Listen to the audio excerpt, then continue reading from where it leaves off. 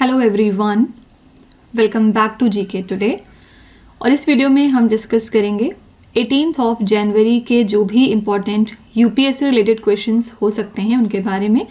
ये सारे questions UPSC prelims को ध्यान में रखते हुए फ्रेम किए गए हैं और ये आपको स्टेट सिविल सर्विसेज एग्जाम में भी काफ़ी हेल्प करने वाले हैं। ठीक है, तो टोटल हम 10 क्वेश्चंस यहाँ पे प्रैक्टिस करने वाले हैं और मैं आपको बता दूं कि ये सारे क्वेश्चंस हमारे जीके टुडे के daily UPSC current affairs MCQ series का हिस्सा हैं, जिसमें कि हम डेली बेसिस पे 20 क्वेश्चंस पब्लिश करते हैं, जिनको कि यूपीएससी एग्जामिनेशन के स्टैंडर्ड को ख्याल में रखते हुए फ्रेम किया गया है। ठीक है, तो आइए स्टार्ट करते हैं पहले क्वेश्चन के साथ। Consider the following statements about the scores platform. यहाँ पे स्कोर्स प्लेटफॉर्म के बारे में 2 स्टेटमेंट दिया हुआ है, हमें बताना है कि कौन सी बातें इसमें से सही हैं। सबसे पहले स्कोर्स का फुल फॉर्म क्या होता है? SEBI complaints redressal system. ठीक है, तो नाम से ही पता चल रहा है कि सेबी का एक प्लेटफॉर्म है, तो फर्स्ट स्टेटमेंट आपका वैसे ही एलिमिनेट हो जाएगा। चलिए स्टेटमेंट देखते हैं। It is a web based centralize grievance redressal system of the Reserve Bank of India. ये बात गलत हो गई क्योंकि ये एक ग्रीवेंस रिड्रेसल सिस्टम है, लेकिन रिजर्व बैंक ऑफ इंडिया का नहीं है बल्कि सेबी का है। ठीक है, इसको 2011 में लॉन्च किया था सेबी ने, जिसके बाद इन्वेस्टर्स को ये अलाउ करता था कि वो अपने किसी भी तरह के कंप्लेंट्स को ऑनलाइन ट्रैक कर सकते हैं, दर्ज करा सकते हैं और उसको फॉलो अप कर सकते हैं। ओके, इसमें बेसिकली हम कह सकते हैं कि लिस्टेड कंपनीज को और मार्केट इंटरमीडियरीज को इनेबल किया गया है कि वो अपने कंप्लेंट स्टेटस को डिजिटल तौर पे रिसीव, रिजॉल्व और रिपोर्ट कर सकें। ओके, तो ये सिस्टम इश्यूज को कवर करता है under the SEBI act, securities contract regulation act, depositories act and companies act of 2013। Okay, तो ये फर्स्ट स्टेटमेंट गलत है क्योंकि यहाँ पे रिजर्व बैंक ऑफ इंडिया लिखा हुआ है। Second one is it handles the complaints related to mutual fund. ये बात बिल्कुल सही है क्योंकि यहाँ पे कंप्लेंट्स दर्ज की जा सकती हैं against listed companies, brokers, depository participants, mutual funds, portfolio managers, इसके अलावा जो भी और फाइनेंशियल एंटिटीज़ होती हैं जैसे कि क्रेडिट रेटिंग एजेंसीज और हमारी मर्चेंट बैंकर्स। ठीक है, उन सभी के अगेंस्ट यहाँ पे कंप्लेंट्स आप दर्ज करा सकते हैं। तो सेकेंड स्टेटमेंट सही है, फर्स्ट वाला गलत था। Which of the statements is above is are correct, तो सिर्फ एक ही सही है, answer is B option, only 2। Okay, now question number 2 is which of the islands forms the part of Chagos archipelago. आपको बताना है कि कौन से इसमें से आइलैंड्स हैं जो इस आर्किपेलागो का हिस्सा हैं। The first one is Diego Garcia. ये लार्जेस्ट आइलैंड है जो कि लाई करता है ऑन द ग्रेट कैगोस बैंक, और यहाँ पे एक खास बात क्या है कि यहाँ पे एक मेजर यूएस मिलिट्री बेस भी लोकेटेड है। ठीक है, फर्स्ट ऑफ ऑल अगर हम इस आर्किपेलागो की बात करें तो ये कौन से ओशन में लोकेटेड है? It lies in Indian ocean. ठीक है, और इसमें बहुत सारे आइलैंड्स आते हैं जिनके नाम आपको थोड़े से पता होने चाहिए इन केस अगर आपसे सिर्फ नाम पूछ लिया जाए तो। और कुछ डिफरेंट आइलैंड्स की और अगर हम बात करें तो यहाँ पे एक और है जैसे कि पेरोस बेनहोस है, फिर नेल्सन आइलैंड भी यहीं पे लोकेटेड है, थ्री ब्रदर्स आइलैंड भी इसी का हिस्सा है, ईगल आइलैंड भी यहीं पे लोकेटेड है, और इन 4 के अलावा जैसे कि डेंजर आइलैंड हो गया, एगमंट आइलैंड्स हो गया और सैलमन आइलैंड्स। ठीक है, तो ये सारे के सारे आइलैंड इसका हिस्सा हैं। लेकिन लास्ट ऑप्शन है यहाँ पे ताकेशिमा आइलैंड, ये सिचुएटेड है middle of sea of Japan में। ठीक है, सी ऑफ जापान के बिल्कुल मिड में ये आइलैंड लोकेटेड है, और ये असल में जो कोरियन पेनिनसुला और जापान है उससे इक्वी डिस्टेंट पड़ता है। ठीक है, तो ये इंडियन ओशन में तो है ही नहीं पहली बात, तो फिफ्थ ऑप्शन यहाँ पे एलिमिनेट हो जाएगा, बाकी सारे सही हैं। सेलेक्ट द करेक्ट आंसर, तो answer is A option, that is 1, 2, 3 and 4। Okay, now question number 3 is with reference to agricultural policies and international trade consider the following statement। यहाँ पे आपको 3 बातें दी हुई हैं, हमें एनालाइज करनी है कौन सी बातें सही हैं। The first one is the agreement on agriculture, जिसको आप AOA के नाम से जानते हैं, under the World Trade Organization includes the forestry and fisheries. असल में ये जो एग्रीमेंट है ये वर्ल्ड ट्रेड ऑर्गेनाइजेशन का तो है, लेकिन इसमें सिर्फ फॉरेस्ट्री और फिशरीज नहीं होते हैं बल्कि इसमें फाइबर्स भी इंक्लूडेड होते हैं जैसे कि जूट और कॉयर वगैरह हो गया। ठीक है, तो यहाँ पे क्योंकि पूरी बात नहीं लिखी हुई है इसलिए ये ऑप्शन आपका एलिमिनेट हो जाएगा।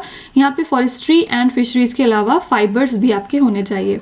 Second statement is the market price support for Indian farmers is allowed to exceed 10% of production value without limits। ये बात भी गलत है क्योंकि जो MPS होता है आपका मार्केट प्राइस सपोर्ट, इसको कैप किया जाता है 10% ऑफ द प्रोडक्शन वैल्यू पे, और इसमें इन्फ्लेशन से मतलब नहीं होता, यानी कि इन्फ्लेशन को विदाउट एडजस्ट किए हुए इसको 10% की वैल्यू पे कैप कर दिया जाता है बिना इन्फ्लेशन का ख्याल रखे। इन्फ्लेशन फिर बाद में कितना हो रहा है कितना नहीं, इससे फर्क नहीं पड़ता, ठीक है। तो यहाँ पे आप 10% ऑफ प्रोडक्शन वैल्यू को एक्सीड नहीं कर सकते हैं, ठीक है। तो इस वजह से ये गलत हो गया। And the third statement is developed countries can impose additional duties during import surges under the WTO rules. No, क्योंकि जो भी डेवलपिंग कंट्रीज भी होती हैं इनकेस जैसे कि इंडिया हो गई, वो किसी तरह का एडिशनल ड्यूटी इम्पोज नहीं कर सकता है ड्यूरिंग इम्पोर्ट सर्चेस, क्योंकि यहाँ पे स्पेशल सेफगार्ड मेजर्स जिसको आप SSG कहते हैं वो प्रेजेंट नहीं होता है, ठीक है। तो यहाँ पे डेवलप्ड कंट्रीज की बात हो रही है तो ऑब्वियसली वो भी नहीं इम्पोज कर सकती हैं ऐसी कुछ एडिशनल ड्यूटीज। तो यहाँ पे सारे ही जो स्टेटमेंट दिए हुए हैं सारे गलत हैं। Which of the above statements are correct? Answer is D option, none, ठीक है। Question number 4 is in the context of Marburg virus disease consider the following statement. यहाँ पे मार्बर्ग वायरस की जो डिजीज है उससे रिलेटेड 3 पॉइंट्स लिखे हुए हैं, आइए इनको देखते हैं। Marburg virus is transmitted primarily through contact with infected fruit bats. क्या ये ट्रांसमिट होते हैं with the infected fruit bats? तो ये बात बिल्कुल सही है, क्योंकि ये जो इन्फेक्टेड बैट्स हैं असल में इनको कंसीडर किया जाता है as the natural reservoirs of the virus, ठीक है। और जो मार्बर्ग वायरस है वो इसी से प्राइमरीली एक दूसरे में ट्रांसमिट होता है, ठीक है। Fatality rate of Marburg virus disease can reach up to 89%।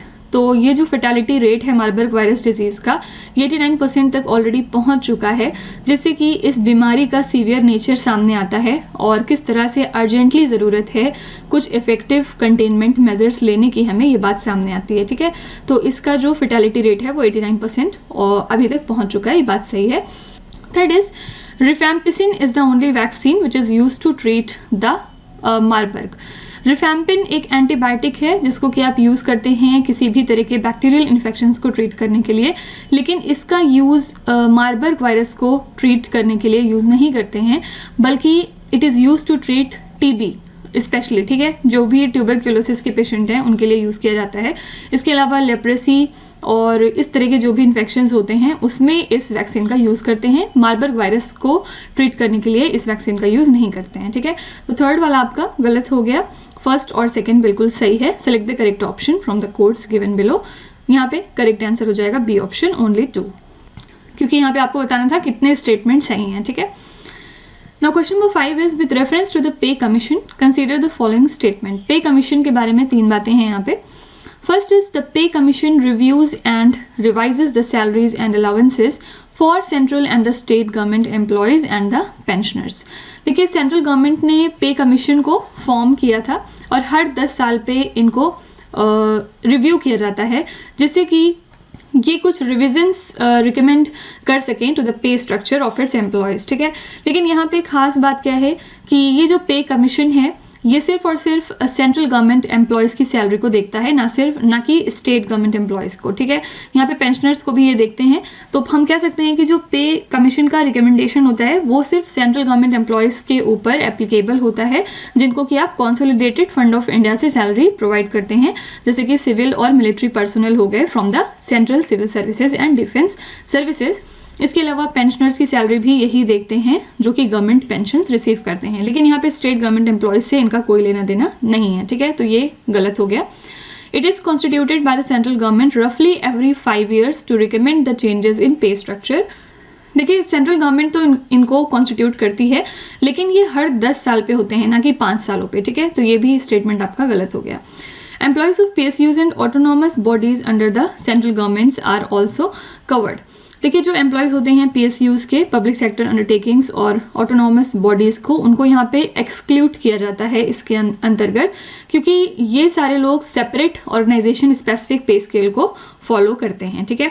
एक बात और याद रखिएगा कि डिपार्टमेंट ऑफ एक्सपेंडिचर जो कि वर्क करती है अंडर फाइनेंस मिनिस्ट्री, वो एक्ट करती है पे कमीशन के लिए एज द नोडल एजेंसी, ठीक है। तो यहाँ पे फर्स्ट स्टेटमेंट जो है वो गलत हो गया because of this state government employees. Second statement जो है ये भी गलत है, क्योंकि यहाँ पे 5 साल लिखा हुआ था, यहाँ पे 10 साल होना चाहिए। और थर्ड स्टेटमेंट भी गलत है, क्योंकि यहाँ पे ये सारे लोग इसमें एक्सक्लूडेड होते हैं, ना कि कवर्ड होते हैं, ठीक है। Which of the above are correct, तो कोई भी ऑप्शन इसमें से सही नहीं है, तो करेक्ट आंसर हो जाएगा D option, that is none, okay. Now moving to question number 6, in the context of the drone survey of rural land, which of the following statements are correct? Drone survey of rural land के regarding कौन-कौन सी बातें सही है? The first one is स्वामित्व scheme is a central sector scheme launched in 2020. First of all, स्वामित्व scheme का full form क्या होता है? Survey of villages and mapping with improvised technology in village areas. ठीक है, ये एक सेंट्रल सेक्टर स्कीम है जिसका पर्पस है रूरल इंडिया के अंदर कितना इकोनॉमिक प्रोग्रेस हो रहा है उसको टैकल करना, उसको बूस्ट करना, और यस इसको 2020 में लॉन्च किया गया था। तो ये स्टेटमेंट बिल्कुल सही है। Now, second statement is it was launched to drive economic growth by offering record of rights to household in rural and urban areas via the drone technology। देखिए इसमें urban areas का रोल नहीं होता है, ठीक है, क्योंकि ये जो स्कीम है ये स्पेसिफिकली रूरल इंडिया के लिए है और इसमें ऐसे घरों में ये टेक्नोलॉजी दी जाती है जहाँ पे वो घर इनहैबिटेड विलेजेस में लोकेटेड हैं जहाँ तक लोग नहीं पहुँच सकते हैं। ठीक है, तो यहाँ अर्बन एरियाज़ की बात बिल्कुल नहीं है, ये स्टेटमेंट गलत हो गया। And the third one is ministry of Panchayati Raj is the nodal ministry for the implementation of the scheme. ये बिल्कुल सही है क्योंकि मिनिस्ट्री ऑफ पंचायती राज इसके लिए नोडल मिनिस्ट्री की तरह वर्क करती है। ठीक है, मैं आपको बता दूं कि इस स्कीम का बेसिक पर्पस क्या है यहाँ पे कि फाइनेंशियल स्टेबिलिटी इन्हांस करना, जहाँ पे रूरल सिटीजन्स को कोशिश की जाती है कि उनको इनेबल किया जाए जिससे कि वो अपनी प्रॉपर्टी को यूज़ करें as collateral for loans and other type of financial benefit. Focus है यहाँ पे एक्यूरेट लैंड रिकॉर्ड्स को क्रिएट करना रूरल प्लानिंग के लिए, और यहाँ पे प्रॉपर्टी टैक्सेस को भी डिटरमाइन किया जाता है फॉर द ग्राम पंचायत और स्टेट रेवेन्यू। साथ ही आसानी होती है सर्वे इंफ्रास्ट्रक्चर को बिल्ड करने में और GIS मैप्स को क्रिएट करने में for multi departmental use, right. और ये सपोर्ट करते हैं बेटर ग्राम पंचायत डेवलपमेंट प्लान्स को, और पर्पस क्या है, प्रॉपर्टी रिलेटेड जो भी डिस्प्यूट है उनको रिड्यूस करना। ठीक है, तो यहाँ पे एक सेलेक्ट द करेक्ट ऑप्शन, कौन कौन से स्टेटमेंट सही थे? फर्स्ट वाला सही था आपका और थर्ड वाला सही था, सेकंड वाला अर्बन एरियाज की वजह से गलत हो गया। ठीक है, तो सिर्फ 2 ही इसमें से बिल्कुल ठीक रहे। Now question number 7 is consider the following statements regarding the port access to India. आपको बताना है कि कौन सी स्टेटमेंट इसमें से सही है। First is Trincomalee harbour is located on the coast of Sri Lanka on a peninsula in Koddiyar bay. देखिए ये जो ट्रिनकोमाली हार्बर है ये श्रीलंका के नॉर्थ ईस्टर्न कोस्ट पे लोकेटेड होता है और ये सिचुएटेड है ऑन अ पेनिनसुला इन ट्रिनकोमाली बे, जिसको फॉर्मरली आप कोडियार बे के नाम से जानते थे। ठीक है, और ट्रिनकोमाली जो पोर्ट है ये नियरेस्ट पोर्ट है टू चेन्नई, यानी कि इंडिया के साथ ही लगता है। और सेकेंड ऑप्शन है यहाँ पे, सेकेंड स्टेटमेंट है Trincomalee is closer to Chennai than Hambantota port. Hambantota port तो श्रीलंका के सदर्न वाले हिस्से में लोकेटेड है, तो ये जाहिर सी बात है दूर है। ठीक है, तो यहाँ पे दोनों ही स्टेटमेंट बिल्कुल ठीक लिखे हुए हैं। आंसर हो जाएगा C option, both 1 and 2। Okay, question number 8 is consider the following conventions and their outcomes. यहाँ पे कुछ कन्वेंशंस लिखे हुए हैं, आपको बताना है कि इनका क्या रोल था, क्या पर्पस था। फर्स्ट इज शिकागो कन्वेंशन, जिनको आप convention on international civil aviation के नाम से भी जानते हैं। कब साइन हुआ था ये? 1944 में 52 स्टेट्स ने इसको साइन किया था और इसके अंतर्गत इन्होंने इस्टेब्लिश किया था इंटरनेशनल सिविल एविएशन ऑर्गेनाइजेशन, यानी कि ICAO। ठीक है, ये एक स्पेशलाइज्ड एजेंसी है यूनाइटेड नेशन की जिसका टास्क क्या है, इंटरनेशनल एयर ट्रेवल को कोऑर्डिनेट करना। ठीक है, तो ये सभी तरह के रूल्स को आउटलाइन करते हैं जो कि ज़रूरी हैं air space aircraft registration, safety, security, sustainability, ये सबसे रिलेटेड, और साथ ही जो भी सिग्नेटरी स्टेट्स के राइट्स हैं उनके बारे में बात करते हैं regarding air travel along with provisions on taxation. ठीक है, तो ये कन्वेंशन इफेक्ट में आया था 1947 में, जबकि ICAO जब स्टैब्लिश हो गया था। ठीक है, तो फर्स्ट वाले का मैच क्या हो जाएगा, A. The second one is Montreal convention, इसको 1999 में अडॉप्ट किया गया था और ये एक मल्टीलेटरल ट्रीटी है जो कि एयरलाइन लाइबिलिटी को डिफाइन करती है for passenger injuries, baggage loss and flight delays. ठीक है, तो सेकेंड बी से मैच करता है। And the third one is versa convention, जिसको कि 1929 में साइन किया गया था वार्सा में। ये पहला ऐसा कॉम्प्रिहेंसिव लीगल फ्रेमवर्क था इंटरनेशनल एविएशन के लिए जहाँ पे लाइबिलिटी को रेगुलेट किया गया था for the transportation of people, luggage and cargo by aircraft. ठीक है, तो ये एक सिग्निफिकेंट कंपोनेंट है प्राइवेट इंटरनेशनल लॉ का, साथ ही मॉडर्न एविएशन लॉ का। ठीक है, तो यहाँ पे मैच किस तरह से हो जाएगा, 1 का ए सही है, 2 का बी और 3 का सी, यानी कि A option is the right answer. Okay, now question number 9 is consider the following. यहाँ पे कुछ डिसऑर्डर्स दिए हुए हैं। Which of the above is are non communicable neurological disorder. सबसे पहले न्यूरोलॉजिकल डिसऑर्डर्स क्या होते हैं? ये आपके सेंट्रल और पेरिफेरल नर्वस सिस्टम को इफेक्ट करते हैं, जैसे कि ब्रेन, स्पाइनल कॉर्ड और क्रैनियल नर्व्स हो गई, पेरिफेरल नर्व्स हो गई, nerve roots, autonomic nervous system, ये सारी चीज़ों को ये इफेक्ट करते हैं, ठीक है। और नॉन कम्युनिकेबल अगर लग जाएगा इसके अंदर तो इसका मतलब क्या हो जाएगा, यानी कि ये ट्रांसमिट नहीं होते हैं थ्रू कॉन्टैक्ट, ओके। तो आपको बताना है इसमें से कौन कौन से नॉन कम्युनिकेबल न्यूरोलॉजिकल डिसऑर्डर्स हैं। अब इसके अगर हम एग्जाम्पल्स देखें तो इसमें क्या क्या आता है, जैसे कि स्ट्रोक है, हेडेक डिसऑर्डर है, एपिलेप्सी है, सेरिब्रल पैल्सी है। आप इसके एग्जाम्पल्स एक बार ज़रूर पढ़ लीजिएगा। फिर थर्ड है यहाँ पे अल्जाइमर्स डिजीज़। अल्जाइमर्स डिजीज़ भी इसी में आता है, और brain and central nervous system cancer हो गया जैसे कि, और जैसे कि ये पार्किंसंस है, ये सब इसी में आता है, ठीक है। मल्टीपल सेलरोसिस है, मोटर न्यूरॉन डिजीज़ है, ये सारे के सारे इसी के एग्जाम्पल्स हैं। और अगर हम बात करें कम्युनिकेबल न्यूरोलॉजिकल डिसऑर्डर्स की, तो उसमें फर्स्ट वाला है एनसेफेलिटिस आ जाता है। इसके अलावा एक और है मेनिंगिटिस और टिटनेस, यानी कि 1 और 5 तो इसमें नहीं आएगा, ठीक है। तो 1 और 5 को आप हटा सकते हैं और बाकी सारे इसके एग्जाम्पल हैं। तो आंसर हो जाएगा 2, 3 एंड 4, यानी कि बी ऑप्शन आपका करेक्ट होना चाहिए, ठीक है। Now question number 10 is consider the following geographical locations related to 2020 India-China conflict। यहाँ पे 4 locations दी हुई हैं। Which of the following is the correct order of the above locations from north to south? आपको इनको north to south arrange करना है।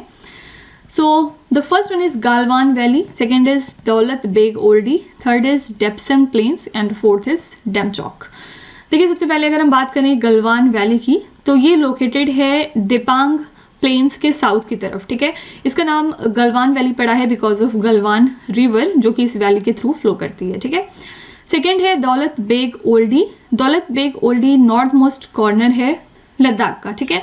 Then third is Depsang plains, ये located है नॉर्थ ईस्टर्न लद्दाख में, और ये दौलत बेग ओल्डी के बाद आएंगे, लेकिन क्योंकि दौलत बेग ओल्डी जो है ये नॉर्दर्न एज माना गया है लद्दाख का, और ये इंडिया का नॉर्दर्न मोस्ट सेटलमेंट है outside of the Siachen glacier military base, ठीक है।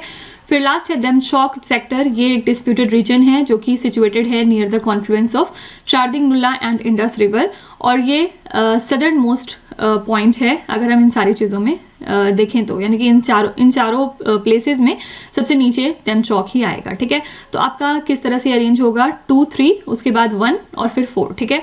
तो 2, 3, 1, 4, यानी कि C option is the right answer, okay.